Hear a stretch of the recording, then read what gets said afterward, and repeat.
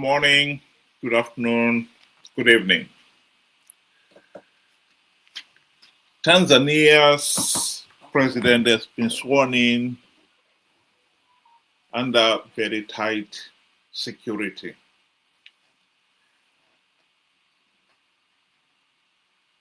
After all the violence and it being clear that this was a one-horse race, we never seem to learn. We keep repeating the same mistake over and over again. The people of Tanzania must be ashamed of what has happened here. There is nothing to be proud of here. As an African, one has got to hold their head in shame, particularly people like us in Zimbabwe, because we have seen this happen for the last 45 years. It's depressing, Ben. Truly a sad day for democracy.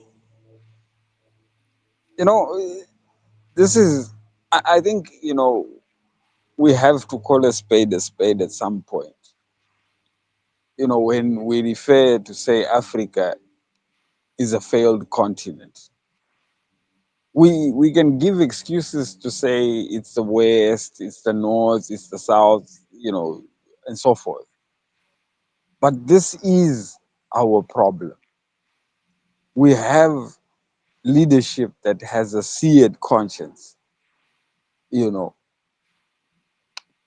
Instead of celebrating your victory with your people, you're having to do it in a military ground to protect yourself from the people that actually voted for you. I mean, look, 98%, and the number of people that were said to have cast their ballot is over 37 million that you had. That's a lot. So surely, people should be celebrating because the majority won. But now, if you're going to be hiding away from the majority, then who voted for you there? It's pathetic. It's shameful. You're right to say we all as Africans, we need to hang our heads in shame. We are an embarrassment.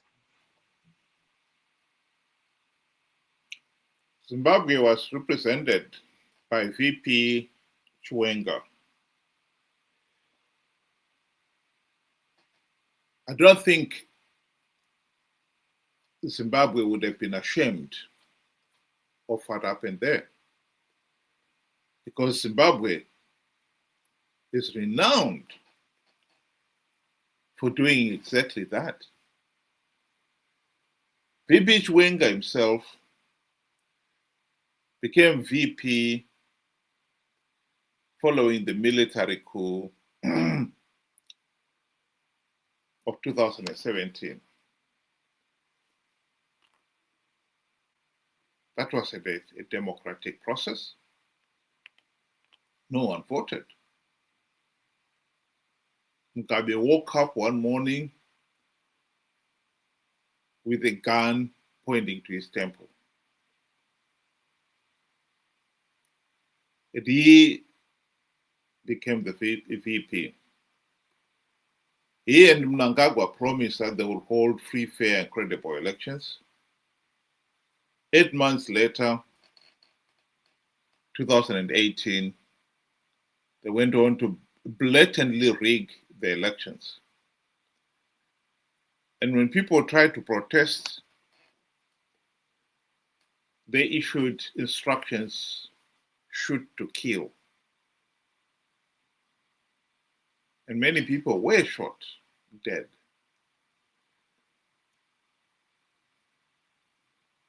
And ZANU-PF went on to rig the 2023 elections. The people did not stage any violent protests this time because, for one thing, the opposition promised that they were going to challenge the result in the court of law. The challenge never materialized. However, the most important thing here is we are looking at a situation where history is keeping on repeating itself. The people of Tanzania have had these meaningless elections. And I mean, if you are going to say your main contender is disqualified and the second serious challenge, he or she is also disqualified, and you go ahead with an election, it's a one-man race. And then you turn around and win it. I mean, the whole process becomes totally meaningless.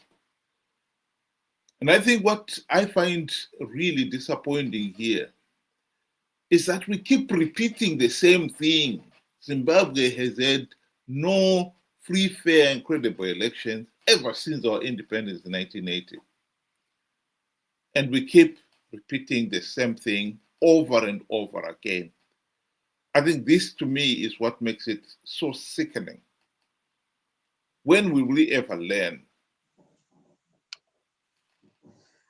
I mean, look, Wilbert, the people of Tanzania took a bold step. You know, I believe it was a step in the right direction, where you can see that, you know, from a mile away, that this election is basically meaningless. You know, like you have mentioned, the opposition, they have been, you know, disqualified. Someone is, you know, under, you know, trumped up charges and so forth, you know, making it virtually a one man, you know, show. Elections should mean something at the end of the day. The will of the people. Everybody has a say in their country. That is what is right. There is no one that is, you know, more special than the other. But in Africa, you are finding out that, you know, most elections, except a few, you know, countries that, you know, have shown that democracy does and truly works, you know, most of African countries have failed to hold free, fair, and credible elections. You know, it's depressing. It's sad, and everybody seems to be, you know, wanting to hide, to say, let's blame the next guy, let's blame, you know, other countries. We are failing ourselves. I mean, I saw, you know, the Sadc observer mission report, and that report is true to what exactly we are reading and what we are seeing. It was a damning report. So now we are finding that it's a damning report after report. Zimbabwe went through the same thing, a damning report. You know, now we have Mozambique, we have, you know, Tanzania. It seems to be growing. The problem that I have now is you have now institutions like the African Union that will sing praise. Oh, congratulations. How can it be congratulations under such conditions? That that just shows that, you know, sometimes, you know, it's pointless to belong to organizations like this that are supposed to be protecting the people and the citizens of Africa. Where is the shame when you are congratulating, when you are seeing people being killed? Where is that, you know, shame when you are congratulating people that have been refused a meaningful say. I mean, if you look at the Sadc report, it clearly even states that the lines into the polling stations were empty. But then you find somebody will win by 13, 30 something million people. Where did they vote at when the polling stations were empty? And then you stand up and you say, congratulations, with the facts. It's shameful. It's a disgrace. I think, organizations like the African Union, they need to look themselves in the mirror, and really analyze, their appearance. How are they appearing to the world? A shameful embarrassment. Well, I wanted to respond to Temba's comment there, particularly that people must rise and stop all these dictators. I think it's important that we should know what we can and cannot do. In the case of Zimbabwe, we had the opportunity to implement the democratic reforms during the GNU. Why did we fail to implement even one token reform? Sadc gave us that unique opportunity. People have criticized Sadc and the AU, yes, I think with very good reasons. But in 2008, credit where credit is due, Sadc turned around and said they were not going to recognize the ZANU-PF regime's victory and forced Mugabe and ZANU-PF to go into the GNU. The primary purpose of the GNU was to implement the democratic reforms. Not even one token reform was implemented. So to say people must rise and stop these dictators, you are the people, you had the opportunity to stop the dictatorship by making sure the reforms were implemented. The party that you entrusted that task, MDC, failed to implement even one token reform. The people themselves, even to this day, many people out there do not even have a clue what the GNU was about, much less that MDC guys sold out. So the problem is going to lie with the people. What we saw happening in Tanzania these last few weeks with all this violence, some people will say, yes, that's the uprising, that's the youth coming in and demanding change and so forth. The truth of the matter is, you should not have participated in the flawed process, particularly when you're talking of countries like Zimbabwe. Because you've been warned that if you participate, you give the process legitimacy. In the case of Zimbabwe, people believed Chamisa in 2018 when he told them that MDC alliance has got stringent measures to stop ZANU-PF rigging the elections. He was lying.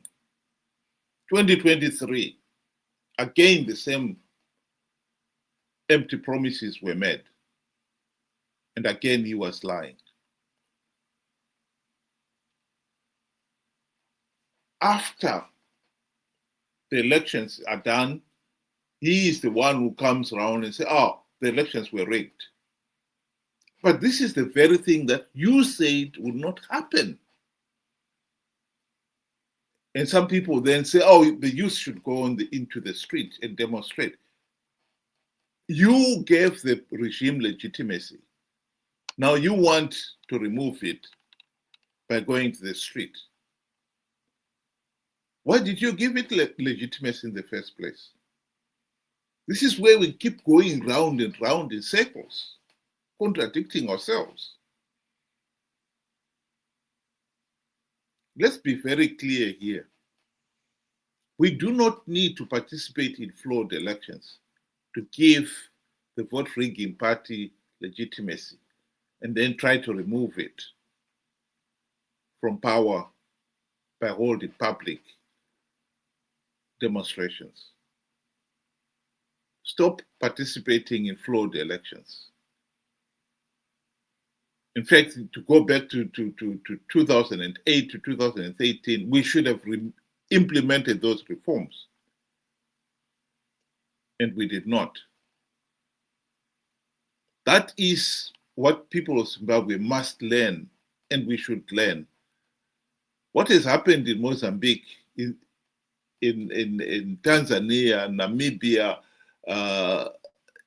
in many other African countries, other than Botswana in South Africa and Mauritius, most other Sadc countries have failed to hold free, fair, and credible elections with a consistency that one can say, yes, we are a functioning democracy. That is the problem with Africa. We never seem to learn. We keep repeating the same mistakes over and over again. And that, to me, is the tragedy of Africa. One thing that we need to point out is the fight for reforms. It does not start towards an election or during an election. The fight for reforms starts way before that. For example, Zimbabwe. Zimbabwe right now, their focus should be on implementing the reforms necessary to get free, fair, and credible elections. We were given recommendations, but up to today, not even one recommendation has been tabled yet implemented. I mean, I will give you an example of what I was reading, from the Sadc report about the, elections in Tanzania. The election commission is appointed by the president. And once that commission announces the results, there is no coming back. You cannot challenge it, whether in court or wherever. It's a done deal. Now, if you are going to be the one who appoints judges, the commission itself, how then do you lose when it's your people? It's not rocket science. The election is already flawed at that point.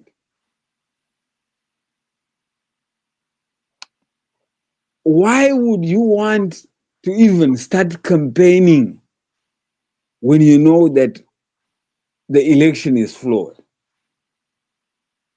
They had a lot of time to go and challenge these aspects and get them fixed before any election. This is where the problem is.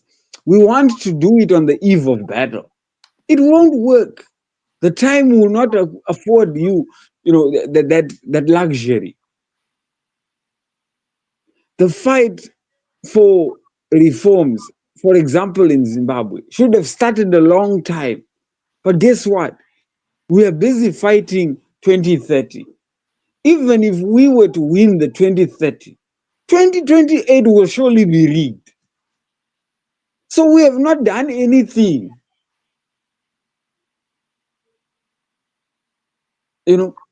So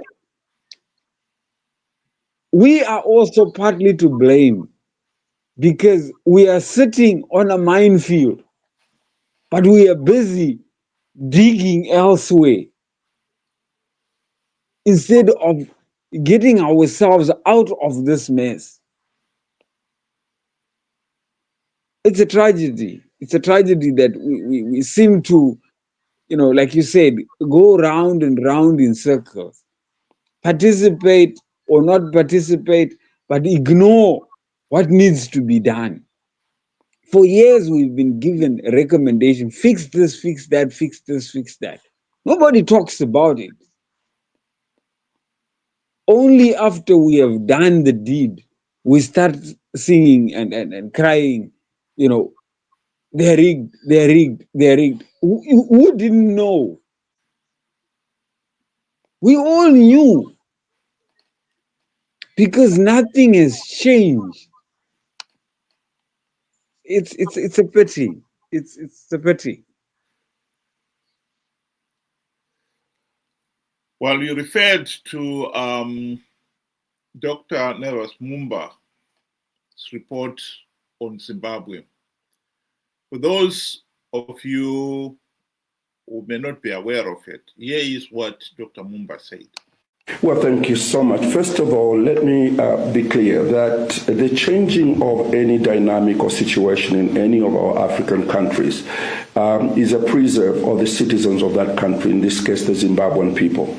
An election observation team goes there to support the process by observing and being able to release a statement of our observations that, for instance, in Zimbabwe, we raised several issues of transparency and also the independence of the Electoral Commission and things which happen in many other countries, But at the end of the day, once we produce the report and make it available to the Zimbabwean authorities and eventually to the Zimbabwean people, it really remains the preserve of the Zimbabwean people to fight for the freedoms that they need themselves and to correct those issues that have been observed. The reason why we have multiple observation missions is to ensure that, there is a comparison, taking place between the Sadc report and the European Union report, the African Union report, and then they can see that those issues that repeat themselves in all these reports, it's up to the Zimbabwean people. And this is where I appeal to all political leaders, not only in Zimbabwe, especially the elections that are coming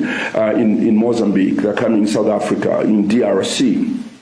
We have to make up our minds that, look, at the end of the day, once the people in the country are given an opportunity to monitor the elections, because they also monitor, it starts not during the day of the elections. They must make sure that the constitutional lacunas that can affect a good election are dealt with months before the election. And they must fight to ensure that there's a level playing field. They should never wait for the time when the election is taking place. They must also insist that the electoral commissions and the governments in those countries abide by international norms in holding democratic elections. And this fight must be more vicious before the election comes.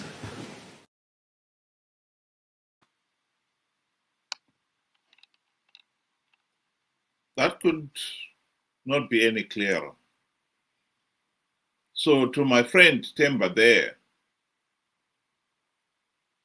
if we are serious about ending this ZANU-PF dictatorship, we must fight for those reforms now. And in fact, to be quite honest, we are now looking at 3 years before the next elections. I don't think there will be any reforms implemented. So we can work on the correct assumption that there will be no meaningful reforms implemented before 2028. What shall we do then? Do not participate in the process, because if you do participate in a flawed process in your millions, you give the process legitimacy. I repeat, do not participate in a flawed process, because if you do, you give the process legitimacy. In 2018, people participated because Chamisa told them that MDC Alliance had stringent measures to stop ZANU-PF rigging the elections. He lied. In 2023, he again lied to them, telling them that I've plugged all the vote rigging loopholes. ZANU-PF is not going to rig these elections.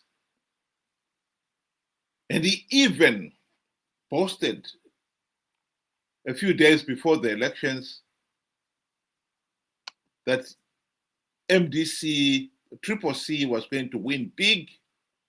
And he, Chamisa, was already preparing his cabinet. Makorokoto Zimbabwe nokuti hakuna munhu anomira kana denga raronga plan. Denga raronga plan, denga harifo iri. Plan ya Mwari haifo iri. Ini ndatanga kugadzira cabinet. There is no way we are not going to form a new cabinet. There is no way we are not going to have a celebration. There is no way we are not going to have an inauguration. Let's start preparing for our inauguration. Let's start preparing for our celebration.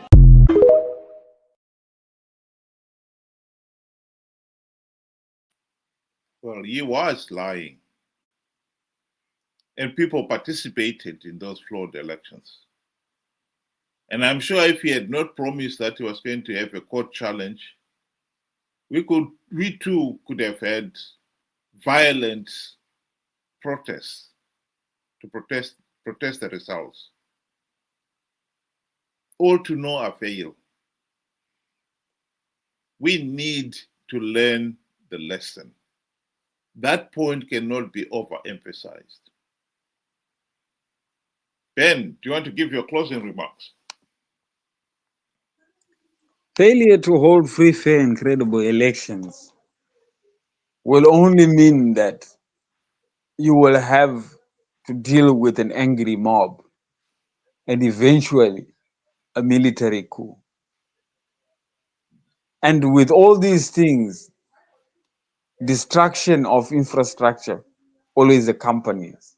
So you will find that you are not only taking the country, backwards, but you are endangering lives and your own life at that matter.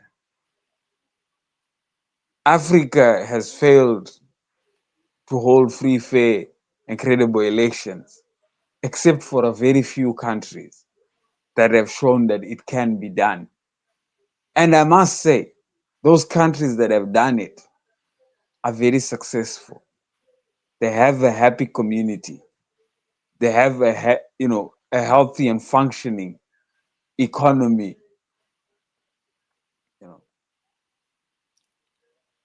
The fight for reforms for those countries that are failing has to start today.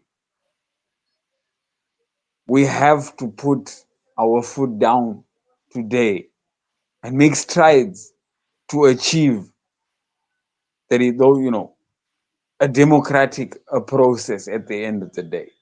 It's pointless to be crying or wanting to act on the day, and in Zimbabwe's case, after the election.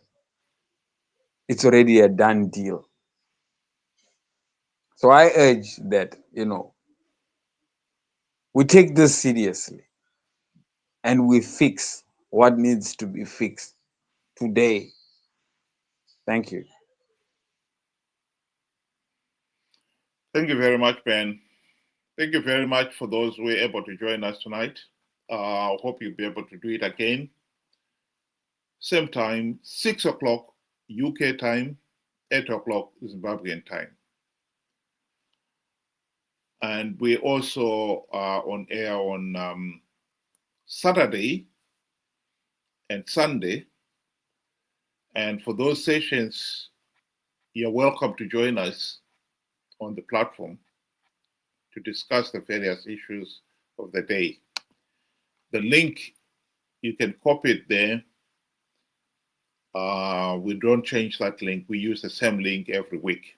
So if you log in on StreamYard on that link, you'll be able to join us. And I hope one of these days you will be able to do that. Thank you again for joining us tonight. Have a good night.